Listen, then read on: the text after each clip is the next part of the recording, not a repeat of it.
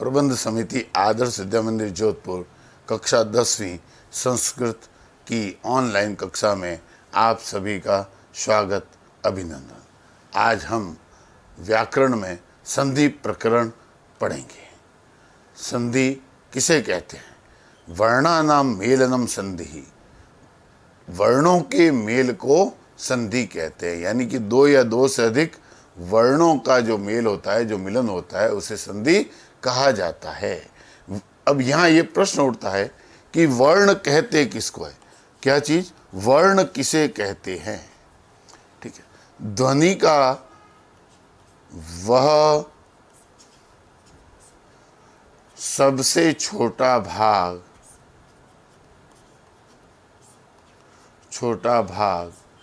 जिसे आगे विभाजित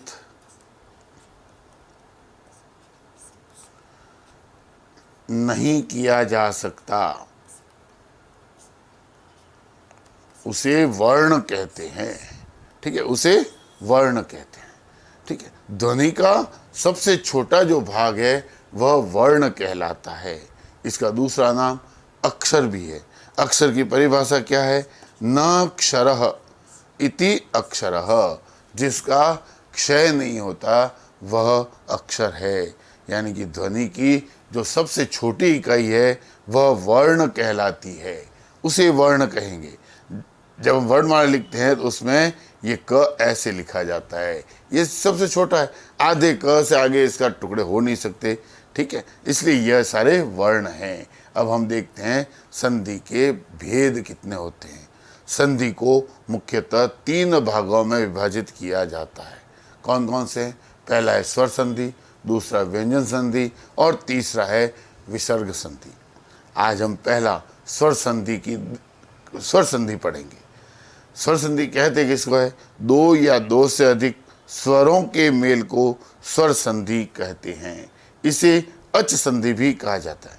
दो या दो से अधिक स्वरों के मेल को स्वर संधि कहते हैं। अब यहाँ भी प्रश्न उठता है कि स्वर किसे कहते हैं? तो स्वर किसे कहते हैं, इसका आएगा कि वे वर्ण जिनको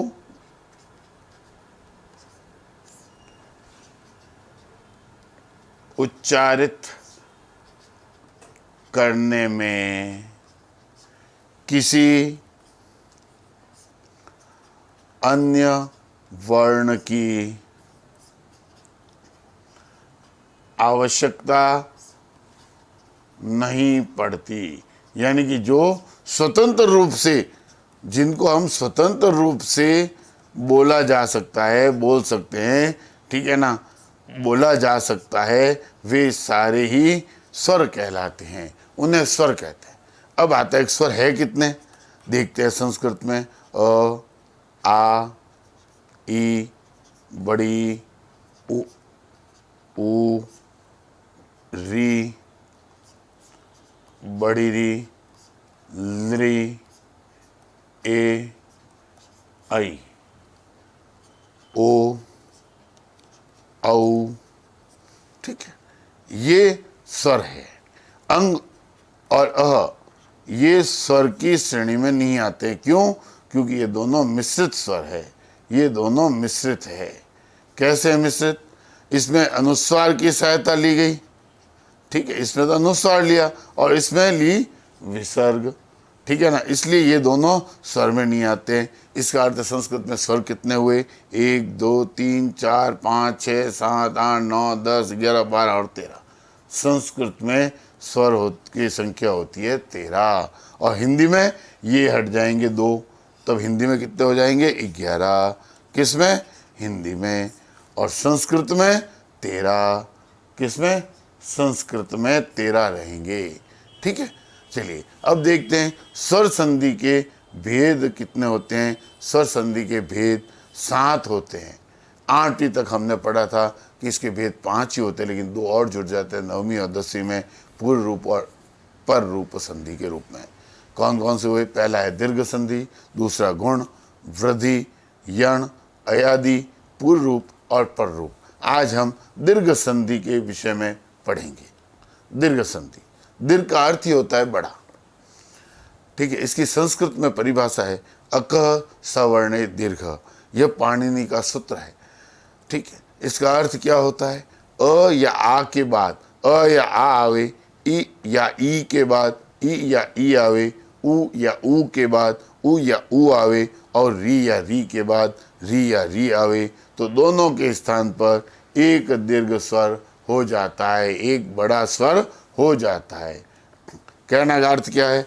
यदि अ के बाद अ आएगा तब भी आ बनेगा, अ के बाद यदि आ गया तब भी आ ही बनेगा, यदि आ के बाद अ आ गया तब भी आ बनेगा, और आ के बाद यदि आ गया तब भी आ ही बनेगा। यूं का यूं, यदि ई के बाद छोटी आ जाए तब भी बड़ी ही बनेगी, ई के बाद बड़ी आ जाए तब भी बड़ी ही बनेगा। ठीक है, बड़ी के बाद यदि छोटी आ जाए तो भी बड़ी ही बनेगा। ठीक है, और बड़ी के बाद यदि बड़ी आता है तब भी बड़ी ही बनता है। यूं का यूं, ऊ के बाद यदि ऊ आता है तो बड़ा ऊ बनता है, छोटे ऊ के बाद यदि बड़ा ऊ आ गया तब भी बड़ा ऊ ही बनेगा, यदि बड़े ऊ के बाद वापस ऊ आ गया तब भी बड़ा ऊ बनेगा, और यदि बड़े ऊ के बाद बड़ा ऊ आ गया तब भी बड़ा ऊ ही बनेगा। यूं का यूं, यदि री के बाद वापस री आता है तब भी बड़ा री ही बनता है, यानी कि नीचे ये दो री की मात्राएं लग जाती है। ठीक है, अब हम कुछ उदाहरण देखते हैं, उदाहरणों के द्वारा इसको समझने का प्रयास करते हैं बेटा। पहला है प्रधान प्लस अध्यापक। इस न में प्रधान में अंतिम उच्चारित वर्ण कौन सा है? अ। तो हम इसको लिख सकते हैं प्रधान। जब स्वर अलग होता है किसी व्यंजन में से तो वह वर्ण आधा बन जाता है, इसलिए प्रधान, इसमें अ को बाहर ले लिया, इधर पहला उच्चारित वर्ण क्या है? अ, इस अ को भी बाहर ले लिया और पीछे बच गया अध्यापक। ठीक है, और अ मिलकर के क्या बनता है? आ। हमने अभी देखा पहले कि अ और अ मिलता है तो आ बनता है। जब आ है तो जब यह किसी वर्ण में जुड़ता है स्वर तो वह अपनी केवल मात्रा को छोड़ता है, इसलिए प्रधा न और उसमें आ की डंडी लग जाएगी, बाकी यूं का यूं आएगा। ठीक है, ऐसा ही उत्तम प्लस अंग, इसमें अ है, दोनों मिले उत्तमांग बन गया। परम और अर्थ, या फिर अ है या अ है, दोनों मिलेंगे परमार्थ बन गया। च प्लस अपि चापी, च प्लस अस्ति चास्ति, दैत्य प्लस अरि दैत्यार्हि, एकेन प्लस अपि एकेनापि, च प्लस अयम चायम। ठीक है, आगे और देखते हैं। अ के बाद यदि आ जाए तो देव प्लस आनंद। ठीक है, यहाँ अ है, पहला उच्चारित वर्ण अ है, उसके बाद दूसरा इसका पहला उच्चारित वर्ण आ है, आ और अ मिलकर क्या बनता है? आ की मात्रा जब व में लगेगी तो वा बन जाएगा, और नंद देवानंद बन गया ये शब्द। इसी प्रकार देव प्लस आलय देवालय बनेगा।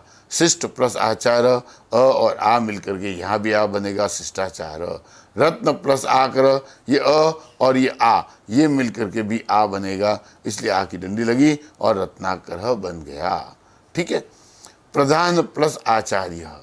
ठीक है, इस अ और आ मिला प्रधानाचार्य। हिम प्लस आलय हिमालय, शांत प्लस आकार शांताकार, धन प्लस आदेश धनादेश। ठीक है, अब आता है आ के बाद यदि आ जाए तो क्या होगा? दया, इसका आ है। ठीक है, इसका उच्चारित वर्ण आ है, यहाँ उच्चारित वर्ण आ है, ये दोनों मिले तो क्या बनता है? आ। तो ये दोनों मिलके आ बन गया। ठीक है, इसलिए दयानंद।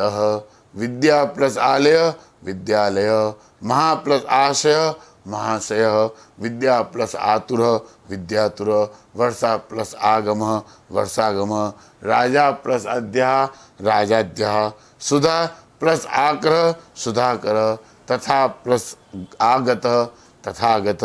यहाँ भी आ और आ मिल गया तो दोनों मिलकर के आ बना, और आ जब थ में मिला तो तथागत बन गया।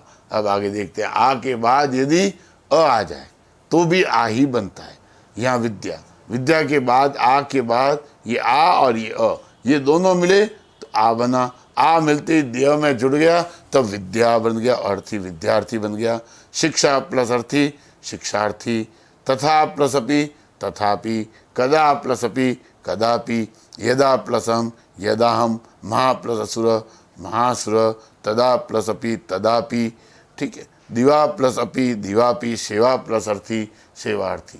इसी प्रकार यदि ई के बाद ई आता है तब भी बड़ी बनता है, देख सकते हैं अपन। यहाँ ई छोटी, यहाँ ई छोटी, ई के बाद फिर वापस ई आ गया, ठीक है। दोनों ई मिले और ये बड़ी ई बन जाएगा, ठीक है। इसलिए यहाँ गिरिंद्र, कवि प्लस इंद्र कविंद्र, रवि प्लस इंद्र रविंद्र। कुछ विद्यार्थी अपना नाम जिनका रविंद्र होता है वे छोटी ई की मात्रा लगाते हैं, जबकि इसके आधार पर, सूत्र के आधार पर यह गलत है। रविंद्र में हमेशा बड़ी ई की मात्रा लगेगी, क्योंकि रवि का ई और इंद्र का ई दोनों मिल करके क्या बन जाता है, बड़ी ई बन जाती है, इसलिए रविंद्र बनेगा। मुनि प्लस इंद्र मुनिंद्र, श्रुति प्लस इंद्र श्रुतिंद्र, हरि प्लस इच्छा हरिच्छा, कपि प्लस इंद्र कपिंद्र, अभि प्लस इष्ट अभिष्ट। इसी प्रकार यदि छोटी ई के बाद बड़ी आ जाए तब भी बड़ी बनेगा। हरि यहाँ छोटी है यहाँ बड़ी है, हरि प्लस ईश हरीश, अधि प्लस ईश्वर अधीश्वर, क्षिति प्लस ईश क्षितिश, मुनि प्लस ईश्वर मुनीश्वर, परि प्लस ईक्षा परीक्षा, प्रति प्लस ईक्षा प्रतीक्षा, कवि प्लस ईश कविश, मुनि प्लस ईश, यहाँ ये बड़ी होगी, मुनि प्लस ईश मुनीश, गिरि प्लस ईश गिरीश, ठीक है। छोटी के बाद बड़ी है, बड़ी ही बनेगी। अब देखते हैं बड़ी के बाद ये छोटी आ जाए तो मही प्लस इंद्र महेंद्र, सुधि प्लस इंद्र सुधींद्र बन गया। पृथ्वी प्लस इंद्र पृथ्वींद्र, महति प्लस इच्छा महति इच्छा, सती प्लस सतीव, लक्ष्मी प्लस इंदु, देवी प्लस इयम, नारी प्लस इयम और मही प्लस इंदु, ठीक है। आगे देखते हैं यदि बड़ी के बाद भी बड़ी आ जाए तब क्या होगा। श्री प्लस ईशा श्रीश, नारी प्लस ईश्वर, यहाँ बड़ी है और ये बड़ी दोनों मिले तो ये बड़ी बन गया, इसलिए नारीश्वर। मही प्लस ईशा महिष, रजनी प्लस ईशा रजनीश, लक्ष्मी प्लस ईशा लक्ष्मीश, गौरी प्लस ईशा और नदी प्लस ईशा। यूं कहें यदि ऊ के बाद ऊ आ जाए तब यही होगा। गुरु प्लस उपदेश गुरु उपदेश। यहाँ एक बात समझने की है, र पर ऊ की मात्रा ये तो है छोटे ऊ की मात्रा, इसलिए यदि हम बड़े ऊ की लगाते हैं तो जो हम घाट वाला र हमने कई बार देखा होगा, जो घाट वाला र है वह है बड़े ऊ की मात्रा वाला और ये है छोटे ऊ की मात्रा वाला। इसलिए गुरु में छोटा होता है और ऊ मिला बड़ा हो गया, इसलिए यहाँ घाट लग गई। गुरु उपदेश। भानु प्लस उदय भानुदय, विष्णु प्लस उदय विष्णुदय, लघु प्लस उपाय लघु प्लस उपदेश, सु प्लस उक्ति सूक्ति, मधु प्लस उत्तमम मधुत्तमम, ठीक है। इसी प्रकार यदि ऊ के बाद बड़ा हुआ जाए तब भी सिंधु प्लस उर्मी, लघु प्लस उर्मी, विधु प्लस ऊर्ध्वम, लघु प्लस ऊर्ण, ठीक है। इस प्रकार से ये संधि विच्छेद होगा। वधु प्लस उपदेश, ऊ के बाद बड़े ऊ के बाद छोटा हुआ आ गया। वधु प्लस उत्सव, बनेगा क्या, बड़ा ऊ ही बनेगा, इसलिए वधुत्सव। वधु प्लस वाच वधुवाच। अभी हम जितनी भी संधि पढ़ रहे हैं उसमें दोनों के स्थान पर एक स्वर बन जाता है, दोनों के स्थान पर एक स्वर बनता है, ठीक है। आगे ऐसे आएंगे जिसमें केवल एक ही बदलेगा, ठीक है। इसलिए यहाँ ये जानना जरूरी है कि यहाँ दोनों ही बदल गए, दोनों की जगह एक स्वर जुड़ जाता है। वधु प्लस वाच वधु प्लस उक्ति ही। इसी प्रकार बड़ों के बाद यदि बड़ा हुआ जाए तो क्या होगा। भू प्लस ऊर्ध्वम भूर्ध्वम, चमू प्लस ऊर्ध्वम चमूर्ध्वम, वधु प्लस ऊंचे वधुचे, ठीक है। इसी प्रकार आगे देखो री आ जाए, इसके 4 उदाहरण हैं। पितृ प्लस ऋणम, री के बाद री आया है तो बड़ी री यानी कि 2 नीचे री की मात्रा में ये 2 लग जाते हैं। मातृ प्लस ऋणम मातृणम, होत्री प्लस कार होत्रिकार, कर्तृ प्लस ऋणी कर्तृणी हो जाएगा, ठीक है। आज यह हम अपना दीर्घ संधि पूर्ण हुई, ठीक है। कल गुण संधि पढ़ेंगे, ठीक है। अपन तैयार होकर आएंगे। धन्यवाद। हो गया।